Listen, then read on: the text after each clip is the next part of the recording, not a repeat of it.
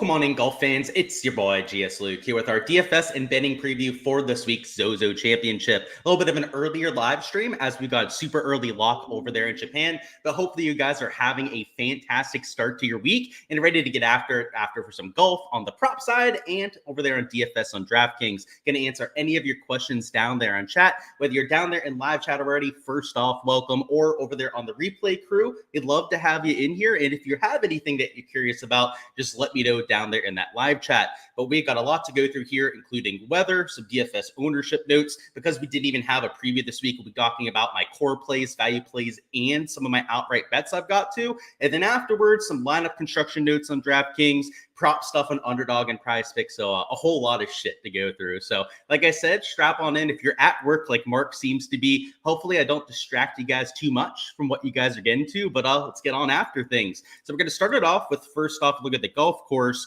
which is the Zozo Championship Accordia Golf Narashino Country Club. We've seen this for 4 of the last 5 years at this event. The only year that they didn't play at this course was 2021. So if you're going through some of this data, 2021 was played at Sherwood Country Club. These other 4 years here, though, so both the 2023 events, 2022 and 2020, are all from Narashino Country Club. And what we usually get is a pretty difficult golf course. When this course bakes out, whenever there's a little bit of wind out there, it plays well over par. Now, last year, it played under par for 3 of the 4 rounds, partially because of how soft and calm it was out there in Japan. If we go to the year before that, take a look at those scoring averages. I'd rather be on this past results page. So yeah, let's go back to that. You'd say it played over par round 1, but they got a huge rainstorm, and then it played under par the rest of the event. So you're going to see a similar kind of trend. It played over par 3 of the 4 rounds out there in 2022. That was a drier year without all that much rain. And then in 2020, round number 1, I think, is a great example of what we usually see around this course.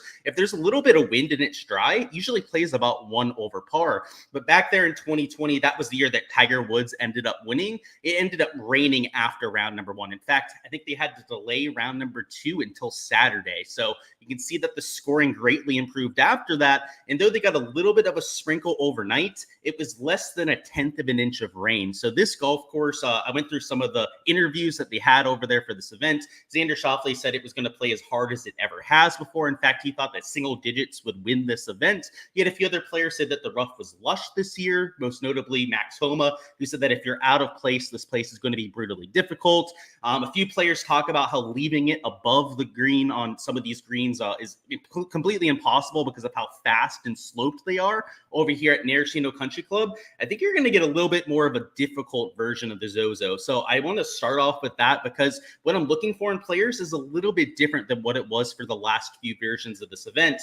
Typically, it's a little bit of a scoring fest, especially if it's going to be soft out there. But if it's going to play firm and fast and difficult this year, that brings around the green into play and then also brings putting into play a little bit more. So looking at the weather for rounds 1 and 2, it's worth noting that this is a no-cut event. There are no waves out there, so you don't have to choose between one side or the other. But what we do have is about a 2-hour window of tee times, and they're going off of holes 1 and 10. So there's not going to be a massive weather edge to really go after out there. And hopefully you guys can't hear the landscapers outside. They've got their leaf blowers going, which is one of my biggest pet peeves, that's for sure. But if I can hear it and you guys can't, it's okay.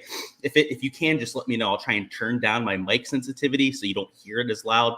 But over here from the weather perspective, because there's only a 2-hour window of tee times, there's not going to be a massive edge to be had. So out here Thursday, you've got some wind. It's in that 8 to 10 miles an hour range. Your wind gusts are a little bit over 15 miles an hour for most of the day as well, which is pretty significant, especially out there compared to the last few years. If we take a look at Friday, it's much of the same, maybe a little bit of rain that is coming through around midday, but around 9 to 10 miles an hour of sustained. And then towards the bottom, you can see those wind gusts in that same kind of range. We go over to a few of the other models. GFS is pretty similar, whether it's on Thursday or on Friday, right around that 9 to 10 miles an hour. And oh boy, it's just getting louder and louder out there. So let me double check if you can hear it. So nobody has said anything about the leaf blower, so hopefully we're good there. He said thoughts on Justin Thomas's form. We'll talk about that when we get to DFS. I actually kind of like him this week, Jordan. So remind me when we get there, but I can talk about it more when it's a little bit more applicable. So let's finish talking about this weather here. And then on Friday, if we go through the rest of these models, they're all very consistent, right? About 9-10 miles an hour of wind each day. So I think even if you were going to try and go after like some of the early starters on Thursday, which go off a little bit later on Friday, there's not going to be an edge to go after anyways, right? Like it's flat on every single model. It's pretty much between 8 to 10 miles an hour, whether you're looking at Thursday or on Friday. So I would expect the conditions to be relatively flat, and any differences that you see between the quote unquote waves or the first and second half of tee times are likely just going to be noise, just going to be the variance that you get in an 80 player field, because outside of a 1 mile an hour sustained wind difference, there is literally no difference from Thursday to Friday. And as previously mentioned, because it's only an 80 player field, you're not going to have that kind of tee time dispersion to begin with. So I think if you're playing the weather, you're getting way too cute on a week like this. I would usually say that when we have this no cut scenario to begin with, but especially when the forecast is so consistent from day to day. So the one thing worth noting about Friday is that a lot of times these pop-up storms tend to be thunderstorms over there in Japan. So I wouldn't rule out the idea of them potentially having to delay play. But if they end up having a delay there on Friday, that would impact everyone the same. So I don't think there's anything in DFS that you have to account for with the weather, but will be especially valuable when we get to props. And looks like we're good on the leaf blowers. Thank you for letting me know that. It's is mighty fine loud for me. So I'm glad that you guys can't hear it, because it is unbelievably loud outside my door right now, which I'm going to turn down the sensitivity just in case, because it continues to just get louder. All right, so towards the top end of the board, we've got all of our ownership on here. And as I mentioned before, we had no DFS preview this week, so we're going to take quite a bit of time to talk through our core plays and whatnot. So I've got the ownership on here to give you guys perspective, how to approach your game theory this week. Of course, for these sheets yourself to see exactly where all my player pool exposure is, and the ownership towards the bottom end of the board, which is going to be censored for my Patreon members. Feel free to check out the Patreon page. All that on there can be downloaded. It is completely uncensored for all of my Patreon members.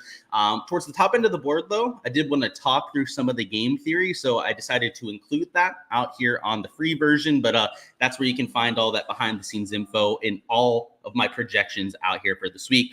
But starting off towards the top end of the board, the ownership is, consolidated at the top, as you would expect.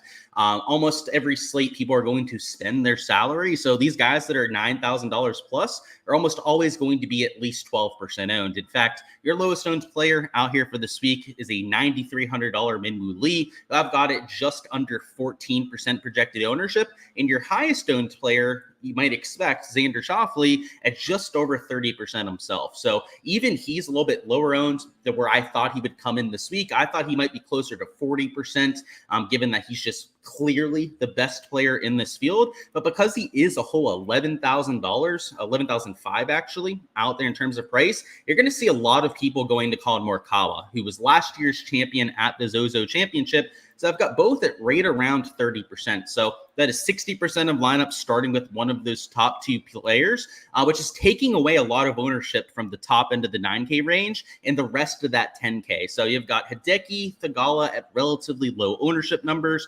24%, especially in a field this week towards the top end of the board, I think is very reasonable on Hideki Matsuyama. And Sahith Thagala is getting squeezed a little bit. He's only down here at about 18.4%, because I think people would rather spend the $500 to get up to a Colin Morikawa. Heck, I think people would rather play Hideki like myself up there at $10,200. So I think if you're going to try and get different towards the top end of the board, there's one clear option in terms of your 10K plus players. That would be a Sahith Thagala down here at 18.4%. I do have to mention that though he would be a piece of leverage, it doesn't make him a great play. So I think the counter to playing a Sahith this week, and why so many people probably aren't using him, would be that driving accuracy. He's a little bit wild off the tee. We've already heard from a lot of player quotes that the rough is extremely lush this year, and it was already a golf course where the shots gained off the tee, particularly driving accuracy, was extremely correlated to success. So, you can try and get different up here in the 10K range. I don't know if you want to force it, because you really only have one option to go out there and get different. And it is, by all accounts, probably the worst course fit that we have here for Narashino Country Club. So a player that I want to take some extra time on, I think, is Xander Morikawa. Maybe pick one of the two and roll with them this week, especially if you're a 150 maxer. I think if you're fading both of them, that'd be kind of crazy in this week of a field, especially a no-cut event, to not take one of those two in your player pool. The other thing to consider, though, is that you probably shouldn't have both out there in your player pool either. So That's why I say to pick one or the other. If you're going to get leverage on this sort of player, you got to take him in at least half your lineups. So if you were to play both in your player pool, I mean, that's an entire spot filled up by just those two players, which in my opinion, especially it's taking away from like all these top end of the 9K range players. So from Hideki the whole way down to JT are pretty much unplayable if you went with both of these two up top. I just think too much opportunity cost. So personally, I think the best thing to do this week would pick your favorite out of these top two options. Both super chalky, both not going to give you leverage in your lineups, but they are clearly the best players in the field. And in terms of points per dollar value, are also the best plays on the entire slate. So I'll just say it. I personally prefer Xander Schauffele as he's the better player between him and Colin Morikawa. He's gaining over 2.5 shots gained per round, which is the whole stroke better than anyone else in this field. And the added caveat with Xander is that he did all of that in playoff events. He did all of that in major championship level fields. The rest of the slapdicks in this field did it in fall series events, and they're still only gaining like a stroke and a half to the field. So Xander Schauffele, in my opinion, is a stroke and a half, maybe 2 strokes better than just about everyone in the field. And that includes guys like Morikawa and Hideki Matsuyama. So I was surprised that he was, quote unquote, only 30% owned. Again, I put that in quotes because 30% is far from a low ownership number, but you could argue that with his pedigree, with his form on this kind of slate, that you should probably be like 40 to 50% owned. So I'm actually going to get over the field on Xander Schauffele. Hideki Matsuyama, I bet him outright at 8-1. So I boosted that to plus 880 over there on Hard Rock Bet. And Hideki, it's his home field event. And I was feeling great about my bet. I placed it Monday morning. I was like, okay, home field guy. He was playing great golf the last 2-3 months before he took the break the last month or so. And then I read a quote from Hideki that almost completely made me jump ship. In fact, I almost went out there and cashed out my bet on Hideki, but I'm sticking to my guns. And if you didn't see my quote, I retweeted it over there on Twitter. Somebody asked him what he did to get ready for this event, to go out there, ramp up for his hometown event. You'd expect him to say, I've been practicing hard, working hard. He said he did absolutely nothing. So that threw me into a little bit of a whirlpool. I didn't know what to do after seeing that from Hideki, but if there's one thing that I know about this guy, and he's done this in the past, it hasn't always been about him, quote unquote, not practicing, which by the way, I don't believe. He's definitely been practicing the last month or so. He's also contended that he was injured before the Masters win, by the way. He said he was injured that week out there to the Japanese media. This guy loves to downplay his ability to go out there and win an event so that the crowd isn't making him just more nervous than hell. And you can imagine, as the hometown hero over here in Japan, that's probably a pretty good strategy to try and calm down everyone, try and reset expectations so that he's not win or bust at this kind of event. I seriously think that there's a good chance that that's what he's doing. But in reality, I'm just completely ignoring that kind of narrative, right? I don't really give a fuck whether he's practiced or not the last month or so. What I more so care about is course history, which, by the way, is elite for Hideki at this course. The T28 was at Sherwood, so I don't care about that one all that much. He went second in 2020 to Tiger Woods, won the next year. They came back to Narashino. The last 2 years, though, have been a bit disappointing, but I remember that first and second place finish. I remember the Hideki that we've been seeing lately, which has been hitting a ton of fairways, has been gaining in all 4 stat categories. And the one category who's been slightly negative has been the shots gained putting. And at this golf course, he has lit it up on these greens. I don't know whether it's the familiarity out there on the bent grass that's out there in Japan, or just the greens in general that suit his sort of game. He has found a lot of success on these sort of strict greens. And something else to note about this golf course is that you've had some really shaky putters in the past have success here, whether that would be a Colin Morikawa winning last year, Keegan Bradley, not the most consistent putter on the greens, or even Hideki winning this a whole 5 years ago. Tiger Woods, even, he wasn't the best putter when he won this back there in 2020. This is the kind of event where if your worst category is shots gained putting, you've seen guys go out there and win regardless of that. So I like that for Hideki. The whole not practicing thing is, I think, just a play on words, play on the media to go out there and calm things down a little bit. Now, could he have not practiced? For sure. We'll never know. And actually, somebody asked him a follow-up question like 2 questions later during that interview. By the way, these are posted on the PGA Tour Media Hub, so you can go along and read them as well if you want to see exactly what he said. But then somebody asked him, like, have you at least played this course this week to try and figure out what's going on? He said he played it today. So again, he was kind of lying when he said he hadn't practiced at all, because he had practiced that same day. We know for sure. And I would venture to say that he's probably been hitting some golf balls over the last month there. So I would say a little bit of a high risk option, but he is slightly lower owned than these top two players. So he's not quite the Sahith level when it would come to your leverage in that 10K range, but at least not as crazy chalky as what you have with the top two options. Down here, the 9K range, ownership starts to really go down. So based on ownership, it looks like a lot of people are taking that studs and duds kind of build, trying to fit in one, maybe two of those studs up there from $9,000 plus. In this 9K range, which if it's a strong 9K range, can oftentimes be really chalky with people going after balanced builds, is not nearly as popular this week. So you can see I've got Sanjay at about 18%. He's at the top end of that 9K range. A JT at 15%, who I promised we'd talk about here in a few minutes. I remembered that out there with JT. But a Minwoo's there at 13.6%. And believe it or not, the chalk in this range is Kurt Kitayama at about 20% owned. We'll mention Kitayama here in a minute. I bet him outright this week. I think it's a fantastic course fit. But outside of Kurt Kitayama, really, even guys like a Sanjay or a JT here at over 15% ownership aren't going to be all that bad. They aren't going to completely screw you when it comes to your ownership, your game theory perspective in a lineup, duplicating all of that, for example, out there with your lineup construction. This 20% could, though. So I'll mention that when we go through Kurt Kitayama. But this range in general, I think, is a really good starting point if you want to avoid some of those top-end players. Like if you're going to fade Xander or Colin, which I think doing that, by the way, is pretty crazy not to have at least one of those two in your player pool. But if you avoided this 10K range, which would take a huge stand out there, it would be a huge stand against the field if you faded that 10K range.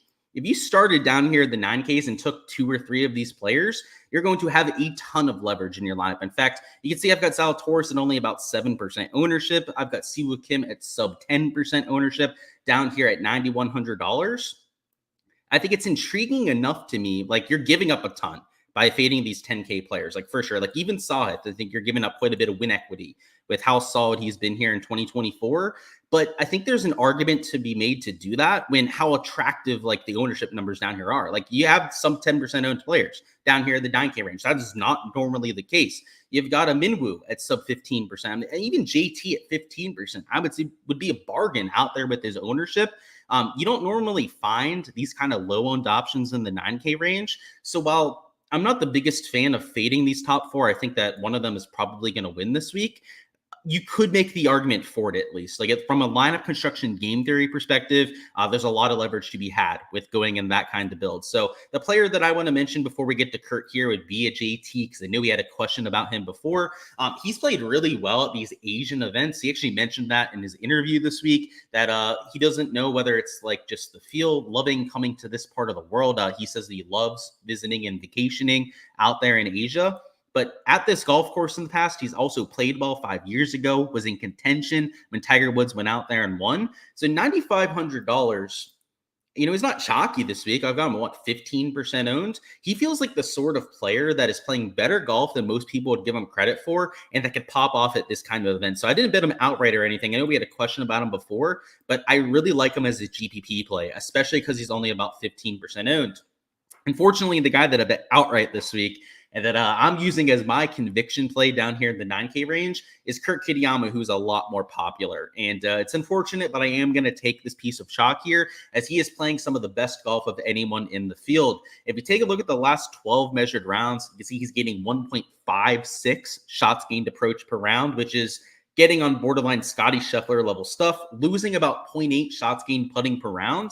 But that narrative I mentioned before, where you had Keegan come out here and win when he was struggling putting. Morikawa, not the most consistent putter in 2023. He won at the fall swing at this kind of event. Tiger Woods winning. There are countless other guys that finished in the top 5 that were horrible putters at this event. Kurt Kitayama's only weakness, the only reason he hasn't won multiple events here in the fall swing is because he cannot gain strokes putting. So at this golf course, completely different style of greens. The bent grass, and by the way, that's why I don't have the bent grass stats over here. The Japan bent grass is a little bit of a different beast than some of the bluegrass and some of the regular bent grass we get over here in America. So maybe it'll change things up for Kurt Kitayama. We've seen that happen to other players in the past.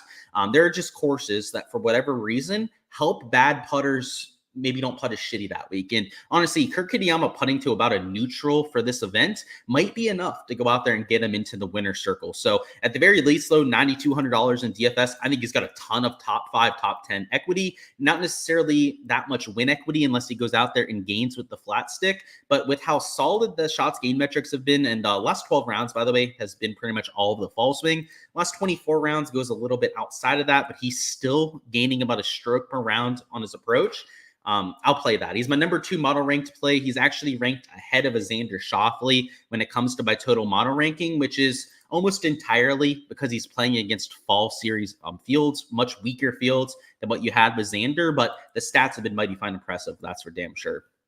Down here in the 8K range, ownership is also pretty low. So you can see just how many people are trying to jam in this top end of the board.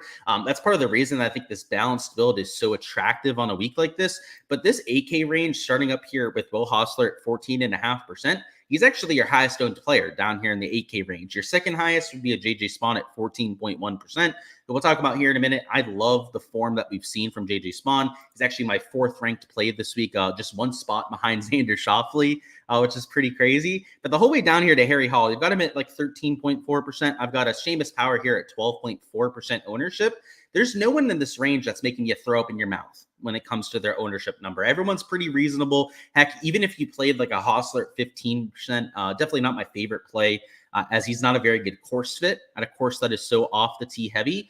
But you could even make a stand for playing those kind of guys. Like they're 14, 15% owned. You play them in 30, 35% of your lineups, and you're getting your leverage to the field right there. So it's a very large 8K range. I think that's the reason for this. We have multiple duplicate prices right down here at $8,000, the whole way up. Every single price slot is used up to $8,900. There are slates where there'll only be like 5, maybe 6 guys down here in the 8K range. How many do we have this time? Like 10, maybe 11 players down here in the 8K range. Just more selections than what we're used to. And the byproduct of that is that nobody is that highly owned. So, these are the kind of things that we have to notice about the pricing sometimes. The top end is actually pretty condensed, especially this 9K range, like from $9,000 up to $9,800. This is a average, if not below average size 9K range compared to most slates, but this 8K range is absolutely massive. So for example, a player like a Patrick Rogers is only 8.2% owned. A Max Homa, by the way, I know the form is horrible, but it's still Max Homa that we're talking about. He's only $8,200, is only 10.5% owned. We've got Tom Hoagie, who the form has been pretty nasty on, but Tom Hoagie, an absolute striper with his irons, is only 4.5% owned. Max Fraserman, who hasn't played much in the fall, but really ended his season strongly there with a few close calls, near wins towards the end of this season, is only 6% owned. That's why I think leaving some salary on the table, maybe being more balanced, is, at least from the game theory angle, extremely attractive out there for this kind of a week. If you like playing the ownership game, this 8K range should be where you're just licking your chops, ready to get after some leverage. Like Eric Cole finished second at this event last year, and he's 7% owned. Like, okay, that seems like a pretty low ownership number. And Mav McNeely has been playing some pretty decent golf lately, just consistently top 25, top 30 at most events. He's only 7.7% owned. Like, I don't know. I don't know if I like fading this top end, because you've got Xander, you've got Colin, you've got Hideki, these studs.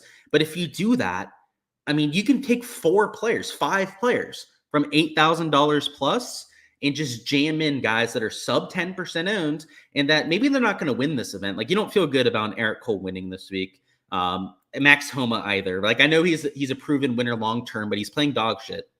So let's not think that he's just going to go out there and randomly win.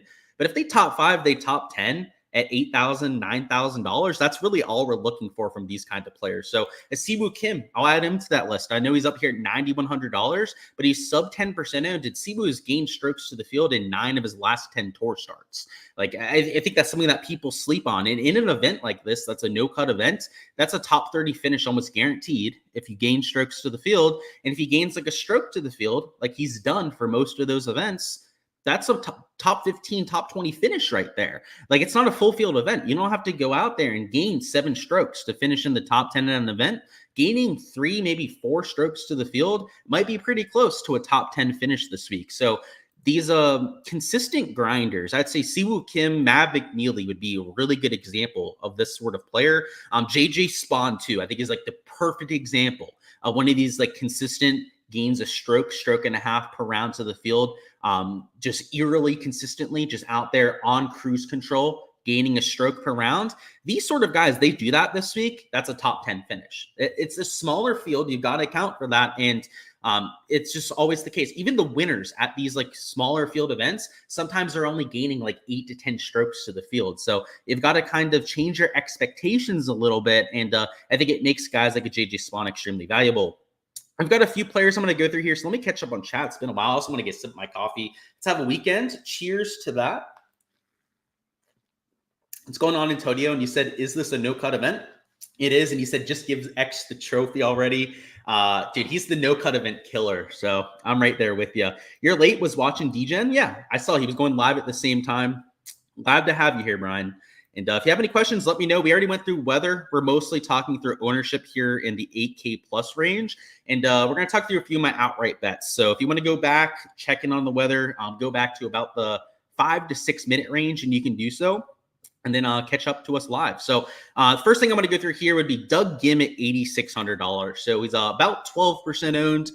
What I like about Doug Gim is the form. He's actually my #1 total model ranking play, which is crazy. A lot of that's the fall series events. That's why I said the form for guys like Xander, Colin Morikawa, even Hideki, you've kind of got to throw out the window, because Doug Gim shouldn't be #1 in like any field that you're looking at. But reality is, you take a look at the shots gain metrics for Doug Gim, and you're like, oh, okay, I kind of get it, right? You take a look at the last 12 measured rounds, Doug Gim here gaining in 3 of the 4 stat categories, over a stroke per round when it comes to his approach play, and then losing a little bit with the putter. And kind of like a Kurt Kitayama, if there's a get right spot for some of these team no putt players, it's here at Narashino Country Club. So I got him at plus 4,000, which I saw some people getting plus 50s and 50 to 1s and 60 to 1s out there on Twitter. Good on you if you got that good of a line. I boosted it to 44 to 1. So he's 12% owned, which I actually thought he was going to be like 20% owned out there in GPPs. So just 12%, I'll take that out there in my kind of exposure. So part of it is just a model play, right? He's my #1 ranked play in the entire field, with the added caveat, the added asterisk that clearly Xander, Morikawa, and Decky are better plays, right? He's #1 because he's playing against slapdicks. Speaking of slapdicks, JJ Spawn is the king of the slapdicks. And just like I said, he's the king of gaining a stroke to a stroke and a half per round with his shots gain metrics. Doug Gim does the same exact thing. So I guess I should have mentioned that when we went through Doug Gim. He's not the kind of guy that you're going to see gaining 15, 16 strokes to the field. That's just not really something that he's ever going to do. But Doug Gim is a very consistent gainer, just in terms of regular shots gained, like gaining a half a stroke to a stroke per round. That is gold on this kind of event. And the same thing with JJ Spawn. So I got him at 45 to 1. I boosted that to plus 49.50. All of those are 10% boosters, which, by the way, on Hard Rock Bet, you can pretty much just buy boosters with the rewards points over there on that site for free on literally every single bet. So if you're betting on golf, heck, you're betting on anything over there in Hard Rock Bet, you should be buying one of those boosters for every bet that you're placing. There's just really not a reason not to. I think they're only like 90 points, which I think is a $90 bet. So my unit size is more than $100. It's like $250 for most of the bets I'm going with. So I'm getting multiple 10% vouchers for every single bet that I'm placing. So yeah, I got just under 50 to 1 on the JJ Spawn. And I think if there's a format where he's going to win a tournament anytime soon, it's one of these ones where you only have to gain 8 to 10 strokes to the field, because just like a Doug Gim, I can't see him gaining 20 strokes to the field. He's not that good of a putter anymore. He used to gain like 6 to 8 strokes putting in events, and he just doesn't do that anymore. If we take a look at the shots gain metrics, you can actually see that he's losing strokes to the field over his last 12 measured rounds. Fantastic tee to green, which is what I really care about at this kind of event. But it's why I'll take the team no putt guys this week. Like, it's a golf course. It's a style event with only 80 players that you don't necessarily have to have your best stuff to go out there and win. Or in this case, top 5, top 10, which would be great for these kinds of players. Outside of that, though, I've got Gary Woodland here. You can see the ownership goes away. As I mentioned before, the ownership's going to stop at $8,000. To find the rest of it, that's posted over there on my Patreon page. But Gary Woodland here at $7,800. I took him at 70 to 1 to win, and he's a perfect team no putt guy. If you take a look at the shots gained metrics, I know it's fall series events, but just like the other plays that I'm getting to, gaining over half a stroke per round off the tee and then over a stroke per round on approach. So that's been a constant with literally every player that we've gone through. They've all fit the same exact kind of stat profile. And those are the players that we've seen win at Narashino Country Club. So I'm playing him at $7,800. This is the kind of event where, and by the way, his main issue, just like the other few players, has been the putter, where he's losing about a half a stroke per round. Despite that, he has still had a bunch of top 20 and even top 10 finishes his last few starts here in the fall. So it's a no-cut event. I think that is going to be favorable for a player like Woodland, who his upside might be capped a bit because he's not the best putter, but historically, we have seen some pop weeks putting out there for Gary Woodland, and when he does that, he typically wins. So that's why I bet him outright. I'm not counting on that. There's a reason why he's 70-1 to go out there and win. But in DFS, if he top 10s at $7,800, you're going to feel pretty good about him out there in your lineup. In terms of ownership in this range, I know we don't have it on here, but worth noting that Rico Hoey, Ricky Fowler are pretty chalky out there in lineups. Outside of that, though, everything else is sub 10%. In fact, I've got guys like Ben Griffin at sub 7%. Same thing with a Johnny Vegas. So if you're looking for a little bit of leverage in this range, those would be some of the better options to get to. Chan Kim, I believe I also have it sub 10%. I've got Victor Perez at sub 8% out there in my last round of projections. So outside of Mac Meissner, I've got over 12% ownership, there's not that much chalk down here. I've got Hisatune, he's about 10% owned. Who else? KH Lee, I've got it a little bit over 10%. So there are a few guys that are popping down here with the ownership, but for the vast majority of the players, for well over 60, 70% of the guys down here in the 7K range, you're getting sub 7% ownership and a lot of leverage that you can offset ownership at the top. So even let's say that you're starting with a Xander or a Colin up here, I've got it about 30% a pop. Even if you went with one of those two, and let's say Kurt is your second man in, that would be about as chalky as you could possibly start towards the top end of the board.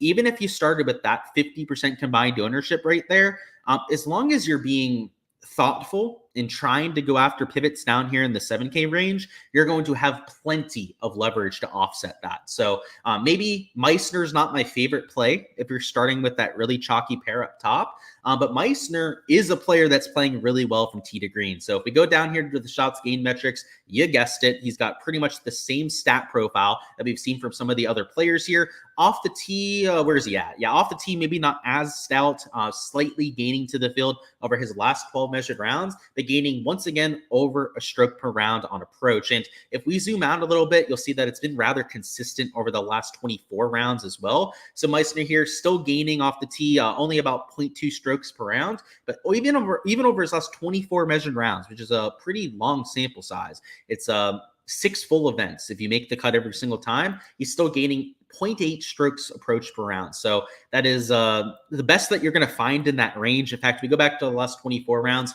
Kuchar is playing pretty well himself. So obviously respect to old man Kuch. Unfortunately, though, a little bit of a worse off the tee player than what we have compared to Mac Meissner. But you have a few guys getting like half a stroke per round. That'd be Hisatune, Svensson at about a half a stroke. Griffin, Vegas, right? Same kind of thing. You got to go the whole way up to Gary Woodland, who coincidentally, right, is the other play that we talked about down here in the 7K range to find anyone with the same kind of shots gained metric. So that's why I like a Meissner here. I think you're getting a really good approach player for a solid price. And if your team no putt, it's that same kind of idea. If we go down here to Meissner's shots gained metrics at $7,400, he's been losing just over a third of a stroke putting per round, which isn't going to get it done. We're going to need a slightly better performance than that to get the job done. But Narashino Country Club has been very favorable to those kind of players in the past. And then do we have one more? I think that's it. Yeah, that's it for the core plays and value plays. We're still going to talk through some ownership on here, though. So as previously mentioned, Hisatune, Svensson are pretty chalky towards that. I also want to bring up my projections on another tab so I can make sure I'm pointing out all of the chalk. So I can't give you guys exact ownership numbers as I have to keep some of the stuff behind the paywall. Actually, did I bring up the right sheet? No, I did not. Why is it? It's bringing up the wrong thing. I'm trying to get it to bring up the version that's not blacked out, and it brought up the blacked out version again. So, okay, there we go. There's the one I was looking for. So, yeah, towards the bottom end of the 7Ks, Kenzie Harada, I've got at about 13% ownership. I've got KH Lee just under 12%. Who else is over 10%? Hissetuni, Meissner, Matt Kuchar, I've got it over 10%. Ricky Fowler and Hoey, I know I mentioned them. They're also over 10% owned in that 7K range. And then that's about it. Down in the 6K range, I don't think I have anyone that's over 10% owned. In fact, your highest owned player down there in the 6K range, at least in my projections, would be a Lee Hodges. I'll have it about 8% ownership. But maybe the worst piece of chalk on this slate, and I'm glad I looked at my projections to remind myself, is this Kensei Hirata guy. And I know that he's been really hot on the international circuit. So I'm sure we're probably going to get a question about him at some point. He's played well, I believe, on the Asian tour, something like that. I'm not as plugged in as some other people are at some of those other international tours. We've seen some of these Japanese tour players play well, and I think that's the tour that he plays on, that play well at this event, that automatically get in as part of the sponsorship out there with Zozo. But most of the time, and I was gonna say something worse, but I was gonna say like almost every time they don't pan out. I'm gonna say most of the time they don't pan out.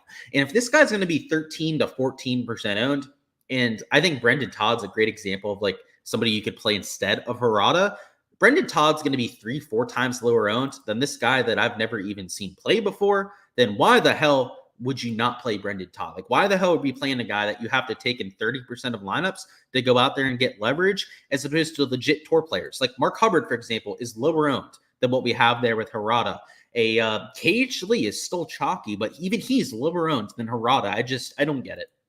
So I hate to pick on any one player in particular, but that piece of chalk I really don't get. And even Hissetuni, he's been hitting his irons pretty well, but his form on the PGA Tour has been pretty piss poor recently. So he's over 10% ownership. What, just because he's Japanese? Like, come on, what are we doing here, guys? It's like the people that played Fishburne and Zach Blair out there at the Utah event, just because they're from Utah. Like, we got to be better than that. And at some sense, when we're playing PGA DFS, like, I know it's the fall swing. I know people want to be lazy with their analysis, but like, I don't think Hirata's somebody that you're being lazy with, because obviously you had to do quite a bit of deep diving to find some of the international stuff. But like the Hissetuni one, I think is pure laziness. People just going like, oh, he's from Japan. Oh, he's playing well. Let's use him. Like, it's, we'll see how that works. So where we at? I got to catch up on some comments down here. You got a couple of NFL wins on Monday night. That's good to hear, Brian. It was a decent one for me. I had a good player pool, but my combinations absolutely sucked. It felt like every single time I had something cooking, I had a zero spot down there at my wide receiver position. So those two gamers, so they're fun. They're good. They're a good puzzle to go out there and figure out, but they definitely got me on Monday. You know, Decky won this in 2021, but he finished 41st and 51st. Why am I so high on him?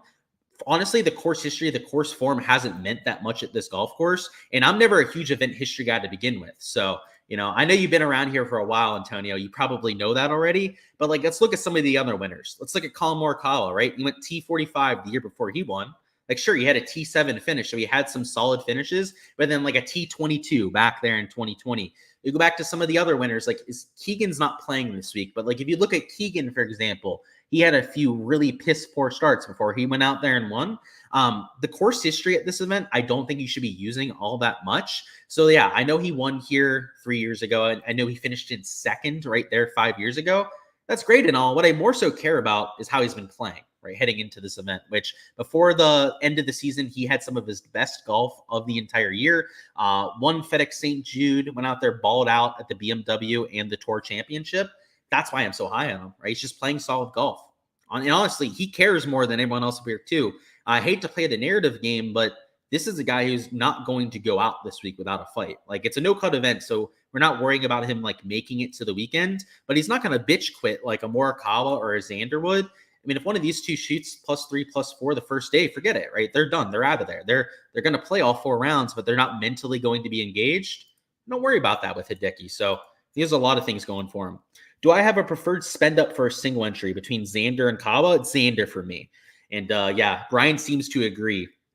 And his form, it was from a while ago, Brian. So I have a hard time like saying that like his form is good, but he was playing his best golf the last time we saw him, which means a lot. True, Brian. You think rust will play a factor this week or talent overcomes it? Rust is going to be a factor for the guys that haven't played much, but it could go either direction, right? To pretend like we know who's going to feel the effects of rust more than others is a fool's errand at best. Like the guys that haven't played, Morikawa, Xander. Let me just go through them off the top of my head. Matsuyama, Thigala, he played the Pro Core but hasn't played anything else. Sanjay hasn't played much. JT hasn't played much. If you're going to play the Rust game, I mean, you're not using anyone from $9,500 and plus, right? So like, obviously you're not going to do that. You're not going to fade everyone from $9,500 plus. You're not a complete idiot, right? So how do you determine then who gets impacted more than the others, right? So does it impact my process? No, because if you're going to, how are you just going to like arbitrarily decide who you use up top? Because they all haven't played, right? So it's like how do you do that? I don't think you can. So that's why I don't do that. Small field event, but no cut. Decky's top 5 is plus 180. That's disgusting, but would I bet it? Nah, a top 5 at plus 180 is just a no thank you. Maybe if you got it to like plus 200, plus 300, I would, but that's a disgusting number. And honestly, a top 5, even though it is a no cut event, it's just, I need way more juice than that. Would I call this tournament a birdie fest? Absolutely not. This is a difficult golf course, Antonio. So if you go back to the beginning, I go through some of the stat averages and the weather and whatnot. Absolutely not. It is not a birdie fest. All right, I want to bring up DraftKings. I'm going to talk through some of our lineup construction notes before we circle into the prop side. So in terms of building on DraftKings this week, there's no real weather edge to go into. So it's much more about your game theory, depending on the contest that you're entering. So for the sake of this, we're going to build a lineup for the large field GPP just to show you how different you need to get out there in lineups. If you're in a single entry cash, you obviously don't have to worry about leverage nearly as much as you would in a large field GPP. So you're going to hear us talking about trying to get leverage, trying to get different with our 6 spots here. In a single entry cash, you're going to be doing a lot of the same of what we're doing here, except you're not focusing on that ownership component as much. It'll be more so about just trying to find the best plays. So towards the top end of the board, I mentioned potentially fading this 10K range. And just for the sake of this lineup, we're going to build 2 here. So we'll do one that is going to take the strategy, one that's not going to fade the top end of the board. Let's just take a look at what fading the 10K range would look like. So I'm not going to completely fade the top end of the board. I'm still going to take a $9,800 Sanjay M here, but we're going to fade Thigala, Hideki, Morikawa, and Xander. So that's obviously a huge block of ownership that we're Xing off right there. In fact, that is about 100% combined ownership between those 4 players. So let's throw a Sanjay in there. Our second man in, I'm going to throw in, let's go with a Kurt Kitayama. So he's going to carry some ownership, right? He's about 20% owned. But what I want to kind of tinker around with right here is the line of construction being where we're getting our leverage from, not necessarily like who we're taking up top. Again, it's not who you play, it's how you play them that matters out there in your builds. And I think by feeding that 10K range, you're going to be doing something that not a lot of the field is going to be willing to do themselves. So let's go Sanjay, let's go Kitayama as our second man in. Our third man in, I'm going to try and get some leverage here. So while I do love a Spawn and a Gim, they're over 12% ownership a piece. So they're not giving us as much leverage as what I'd be hoping for in an ideal situation. So I'm going to throw in Max Grazerman here, who maybe has some rust going for him, but who knows how that's going to impact these players, right? And he's sub 10% owned. So I'm going to throw him in there at $8,700. Down here in the 7K range, I'm going to throw in a Ben Griffin, who's also sub 10%. And then we still have 72.5 remaining. And because we changed up our lineup construction up top, we've got 2 pivots here. If our last 2 players just aren't mega chalky, like I'm going to feel great about it. In fact, I'm still going to use Meissner, who's over 10% ownership himself, because we made that pivot towards the top end of the board. So if you find yourself wanting to play some of the chalk down here in the 7K range, maybe it's a Meissner, KH Lee, Harada, Kuchar, who else is popular? A Hoey, a Ricky Fowler, that are all going to be over 10% projected owned. If you want to use those kind of players, a good way to make sure that you can afford to take that chalk down low is by changing that lineup construction towards the top. And I think if you took this a step further and really faded the top end of the board, maybe started with the JT instead, who's not only a little bit lower owned than Sanjay, but also further down the board, that you could even more so lean into this chalk down low. So yeah, and then we have Meissner here. Maybe you don't take Kuchar because he's like over 13%. But if you finish this off with a Fishburne or a Svensson down here at $7,300, you probably get away with that out there in the large field GPP. So this is even for like the big, 20,000 entry sort of contests. I think as long as you're changing your lineup construction up, you can afford to take slightly more ownership than you otherwise would. Whereas now we're going to build one a little bit more traditional here. So we're going to start with Xander, who's probably my favorite spend up. Second man in, I'm going to throw in a Siwoo Kim, who I already told you guys I'm using him this week, but he's going to be relatively low owned to offset some of that chalk. And now we're already down here at 7,300. So you're starting to see the impact of an $11,500 player. And it's pretty tough, to be frank with you. Unless you're comfortable with a bunch of these 6K range players, you're probably not going to love going down here often. But there are some guys down here I am using to offset that salary. One example would be a Davis Riley. So let's go ahead and throw him in there. He's actually been playing a lot better recently than most people realize. We're going to use him. I'm going to throw in Lee Hodges there at $6,800. So we've got 3 leverage plays here, sub 10%, sub 5%, and a sub 10% down there with Lee Hodges. Our last 2 players here, they can have some ownership, but we don't want them to be too like mega chalky players. So I'm going to throw in a JJ Spawn, who's got some ownership, but he's not like quote unquote chalk. And then I'm also going to throw in a Gary Woodland here. So Gary Woodland, another player who's getting some steam this week, but he's not going to be that 15 to 20% chalk like you have on some other players. This kind of lineup here, and I wish I had it in order in terms of salary. In fact, I think I can fix that. Let's just do that. Sorry, it's my OCD there working overtime. We have this in, actually, it's still not in order. You know what? We'll fix that real quick so I can talk through the lineup construction. It's going to help me talk through this. Oh, my bad, guys. A little neurotic when it comes to my lineup construction stuff. So now it's in order when it comes to your salary. Just easier to think through it this way. So we started with some super chalk with Xander Schauffele, kind of offset that with the Siwoo Kim.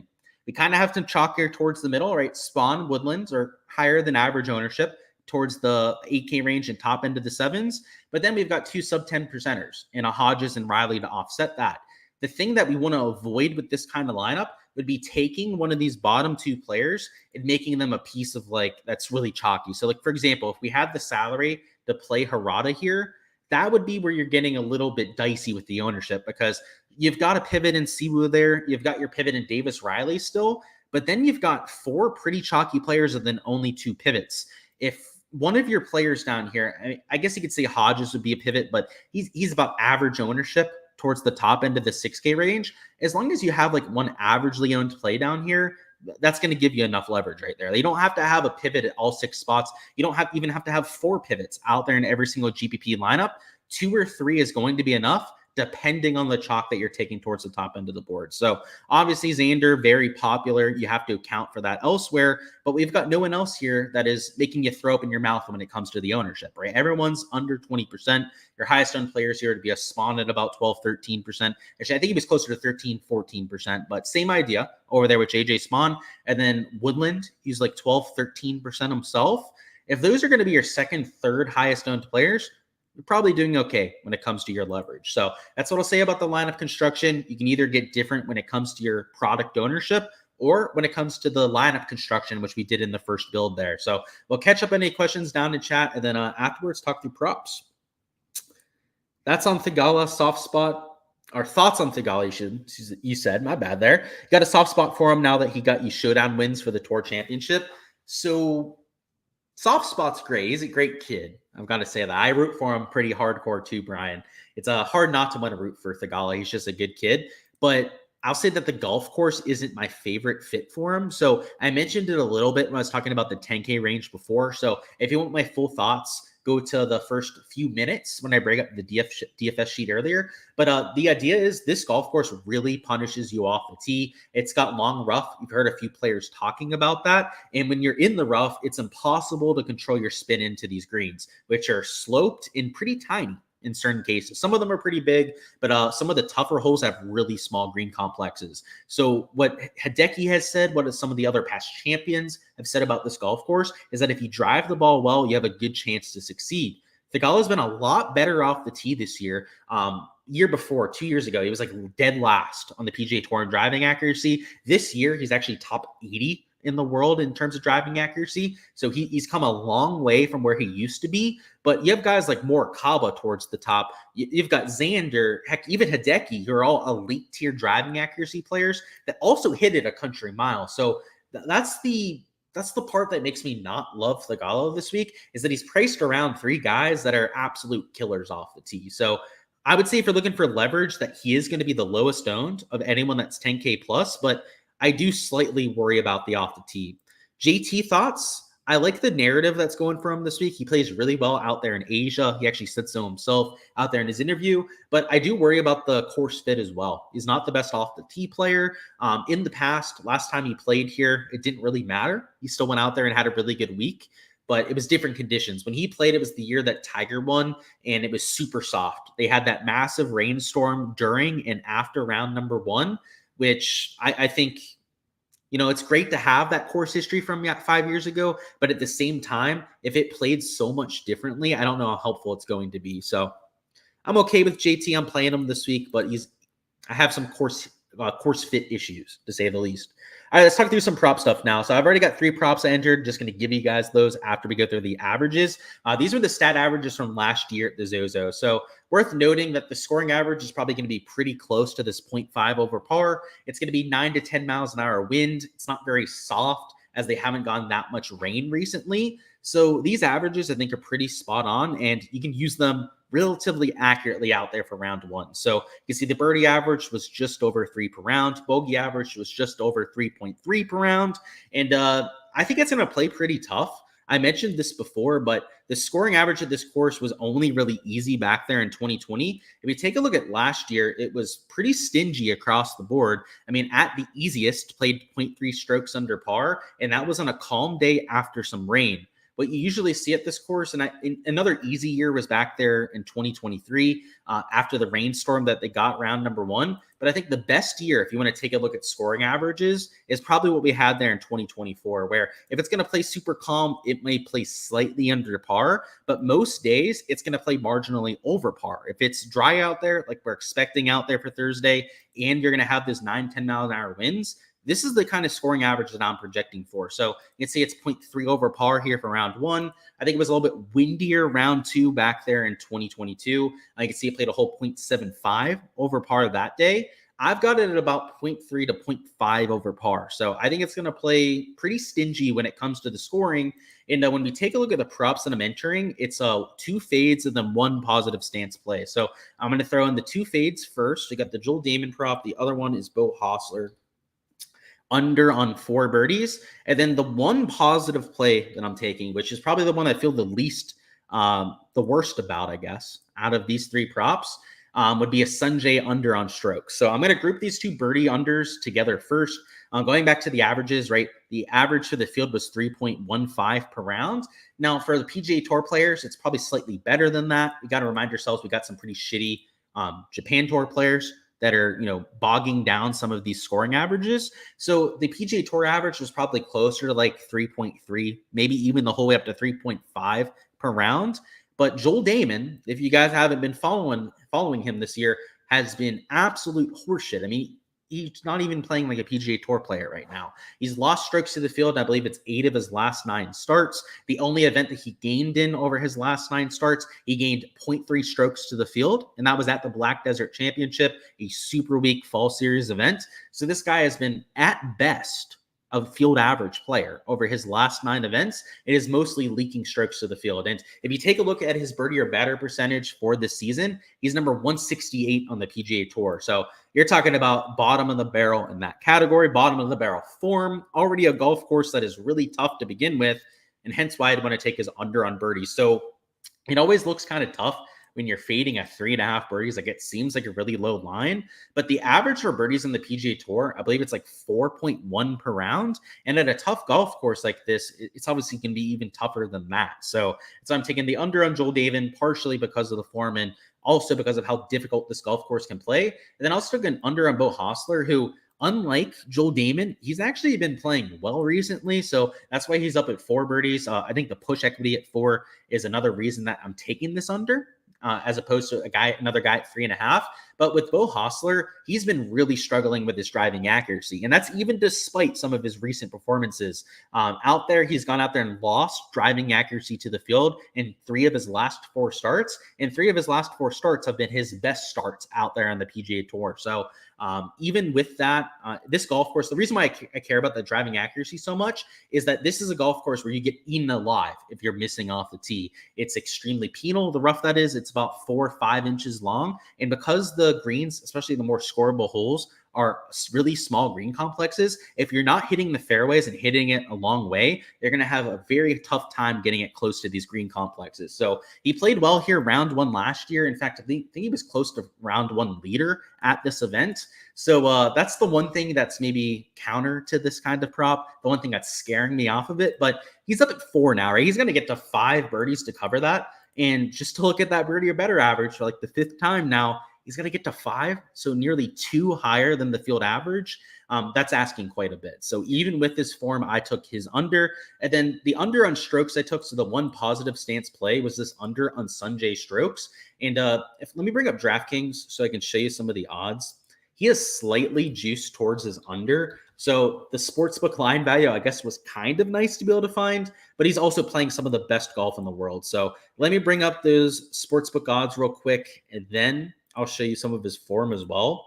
The form, by the way, he has gained in 9 straight events. Sorry, it's 8 straight events that he's gained in. He has finished top 12 in 6 of those 8 starts, and he's gaining on average 2.1 shots gained per round over his last 8 events. So Sungjae Im quietly been playing some of the best golf of anyone in the world, let alone of anyone in this field.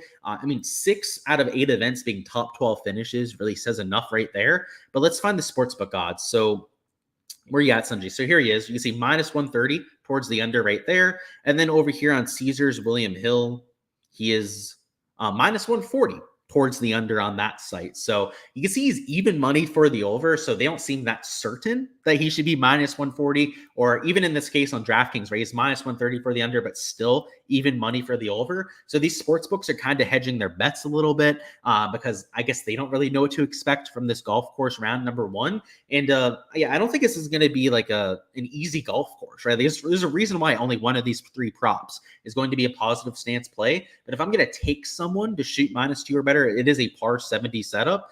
It's somebody that's averaging well over 2 shots gained per round over his last 8 events, and that 6 of his last 8 starts have been those top 12. So it's I'm going to keep it pretty light for round number 1. This is actually the only slip that I went with. You can enter this on Prize Picks for 5x. Underdog might be the better place to enter it, though, as you're getting a little bit over a 6x payout here. But either way, feel free to do whatever you guys want with your exposure. If there's 2 props here I like more than the rest, it would be these 2 fades. But unfortunately, the payout is going to be absolute shit if you go with 2 fades. So that was another reason that I went out there and tried to find a positive stance play to mix in. And because I was able to find a little bit of line value compared to the sports books is why I decided to dabble on it. So that's what I've got out here for the prop side of things. Prize Picks, I guess I'll bring up the site to show you. But as they've done for this entire fall swing, Underdog just waited for Prize Picks to post and then copy and pasted their board. So it's a shame that the better payout is the one that you can get over there in Underdog, as they probably don't deserve our action after just copy and pasting Prize Picks, but they literally have the same exact lines up. So everything I just said about this board, you can apply over here to Prize Picks. And I know we only talked about 2 fades over here for birdies, but there are other guys at 4 that you can lump into that, especially players that maybe aren't playing as well with their birdie or better percentage. Like Max Homa, he's a much better player than the stats would indicate, but he's like number 150 on tour when it comes to birdie or better percentage. So at 4 birdies, you can make an argument for his under there. Strokes, I didn't fade the stroke stuff over here, as I want to see the play. I want to see what the bogey average looks like before I dabble on that end. But you can make an argument for these guys at -1 that they would also be solid fades, especially some of the more sketchy drivers of the golf ball. So like, for example, like a Hossler over 69 was something that I was considering taking, as the scoring average, in my opinion, based on my projections, is going to be at 70, if not even slightly over 70. So if one of these guys at 69 was to go under their prop, they'd have to gain like 2 strokes to the field, which for a lot of these like lower tier players is asking quite a bit as well. So I think that there's some stuff that you could play on top of what I already mentioned with these three. I know we mentioned the potential under on Max Homa birdies, but maybe you'd even look for his over on strokes at 69 strokes. This golf course can be an absolute brute, and I think it's going to play pretty difficult this year. Obviously, we'll wait for the stats on round one to completely confirm that before I go balls deep with any exposure. But that's kind of what I'm thinking out there on the prop side. I think it's going to play a little bit harder than what these sites are pricing for. And because it starts tonight, because we're going to have the time to see the scoring before we really dive on in, we're going to be able to adjust for that. So obviously, if you're on my Patreon page, you can get access to the spreadsheets that you saw before. But the prop tier, I'll also be posting any extra prop exposure I'm getting to. So these are actually the only 3 props that have entered as of right now. But after we get some of that early data, we get to see some of the play. I'll probably add a little bit more on top of that. So make sure to check out the Patreon page for all of that later on as well. I do want to bring up Pick 6. I'm not sure if they've posted anything. I know a few people down in chat love when I look at that, so I'll do that real quickly. So they've got like Morikawa 0.5 lower. They've even got like Hostler down there at 68.5. So yeah, obviously if I like Hostler for a fade at 69, it would make quite a bit of sense to mix in at 68.5 as well. Let's look at their birdie lines.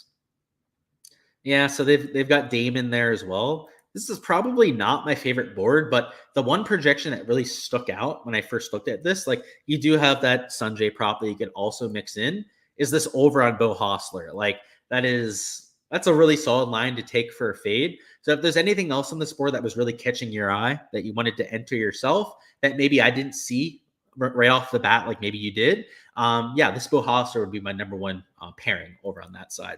Let's see, any questions? If not, it's probably going to be about it. This course fit should be a Sanjay to a T. I agree with that. Yeah, he's accurate off the tee, very well-balanced player. So, yeah, I like him. That's part of the reason I took his under on strokes is I think it fits him quite well. You feel like you're going to try and fade some round score props with the wind and dry conditions.